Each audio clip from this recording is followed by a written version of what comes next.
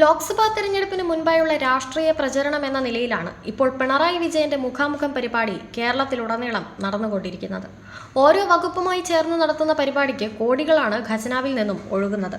പൊതുപണം ഉപയോഗിച്ചുള്ള ഇലക്ഷൻ സ്റ്റണ്ടാണ് ഇതെന്ന വിമർശനം വിവിധ കോണുകളിൽ നിന്നും ഉയരുന്നുമുണ്ട്.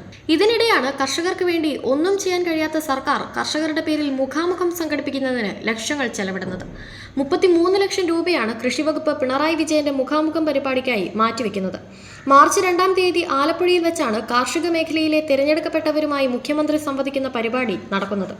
മുഖ്യമന്ത്രിയെയും സർക്കാരിനെയും വിമർശിക്കാത്തവരെ പങ്കെടുപ്പിച്ചാണ് പരിപാടി നടത്തുക. നെല്ല് സംഭരണത്തിന്റെ പണം കൃത്യമായി ലഭിക്കാത്ത കർഷകർ ഉൾപ്പെട്ട ജില്ലയിലാണ് ലക്ഷങ്ങൾ ചെലവിട്ടുകൊണ്ടുള്ള ധൂർത്തെന്നതും ശ്രദ്ധേയമാണ്. കൃഷി വകുപ്പിന്റെ പദ്ധതി ചെലവിനായി വകയിരുത്തിയ തുകയിൽ നിന്ന് 20 ലക്ഷവും ബാക്കി 13 ലക്ഷം നഷ്ടം കൂടാതെ പ്രവർത്തിക്കുന്ന കൃഷി വകുപ്പിലെ പൊതുമേഖലാ സ്ഥാപനങ്ങളിൽ നിന്നും പൊതുമേഖലാ ബാങ്കുകളിൽ നിന്നും ഇതര കാർഷിക ധനകാര്യ ഏജൻസികളിൽ നിന്നും സ്പോൺസർഷിപ്പായി കണ്ടെത്താനുമാണ് മന്ത്രിതലത്തിൽ നിന്നും ഉണ്ടായിരിക്കുന്ന നിർദ്ദേശം. ഈ മാസം 23-ന് കൃഷിവകുപ്പിൽ നിന്ന് ഇത് സംബന്ധിച്ച ഉത്തരവും പുറത്തിറങ്ങി. കർഷകരുടെ കാര്യത്തിൽ കാര്യമായ നീക്കുപോക്കുകൾ ഒന്നുമില്ലെങ്കിലും ആലപ്പുഴയിൽ മുഖ്യമന്ത്രിയുടെ മുഖാമുഖം പരിപാടി യാതൊരു പ്രതിസന്ധിയുമില്ലാതെ നടക്കും. അതേസമയം മാസങ്ങൾക്ക് മുൻപ് ഹോർട്ടികോർപ്പിക് പച്ചക്കറി വിറ്റ വകയിൽ അടക്കം കോടികൾ കുടിശ്ശിക നൽകാനുള്ള അവസ്ഥയാണ് കൃഷിവകുപ്പിൽ. പമ്പിംഗ് സബ്സിഡി, വിളനാശ നഷ്ടപരിഹാരം എന്നീ ഇനങ്ങളിലും ഉള്ളത് കോടികളുടെ കുടിശ്ശികയാണ്. ഇതിനിടെയാണ് മുഖ്യമന്ത്രിയുടെ മുഖാമുഖത്തിന് 30 ലക്ഷം ചിലവാക്കുന്നത്. സർക്കാരാകട്ടെ കടുത്ത സാമ്പത്തിക പ്രതിസന്ധിയിലാണ് താനും.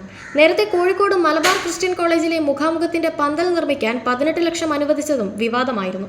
ഉന്നത വിദ്യാഭ്യാസ വകുപ്പിന്റെ ഫണ്ടിൽ നിന്നായിരുന്നു പണം നൽകിയത്. കൊട്ടിഘോഷിച്ചുള്ള മുഖാമുഖത്തിനിടെ തനിക്ക് ഇഷ്ടപ്പെടാത്ത ചോദ്യങ്ങളോട് പൊട്ടിത്തെറിക്കുന്ന പ്രകൃതമാണ് മുഖ്യമന്ത്രിക്ക്. തൃശൂരിൽ സാഹിത്യ സാംസ്കാരിക രംഗത്തുള്ളവരുമായുള്ള മുഖാമുഖത്തിനിടെ ഗാനരചയിതാവ് ഷിബു ചക്രവർത്തിയുടെ ചോദ്യത്തിൽ മുഖ്യനുണ്ടായ അതൃപ്തി പരസ്യമായി തന്നെ അറിയിച്ചതും വിവാദമായിരുന്നു. ആരും ശ്രദ്ധിക്കാതെയാണ് മുഖാമുഖം പരിപാടി മുന്നോട്ടു പോകുന്നത്. മാധ്യമങ്ങൾക്കും പരിപാടിയിൽ പ്രവേശനമില്ല. മാധ്യമപ്രവർത്തകരെ പുറത്താക്കിയാണ് മുഖ്യമന്ത്രി സംവദിക്കുന്നത്. സാമ്പത്തിക പ്രതിസന്ധി കാലത്ത് ഖജനാവിൽ നിന്ന് ലക്ഷങ്ങൾ ചെലവാക്കി ഇങ്ങനെയൊരു ഷോ നടത്തേണ്ട ആവശ്യം എന്താണെന്ന ചോദ്യമാണ് ഇപ്പോൾ ഉയരുന്നത്. മുഖാമുഖം പരിപാടി അവസാനിക്കുമ്പോൾ 5 കോടിയെങ്കിലും ഖജനാവിൽ നിന്നും ചെലവാകുമെന്നാണ് കണക്കുകൾ പറയുന്നത്.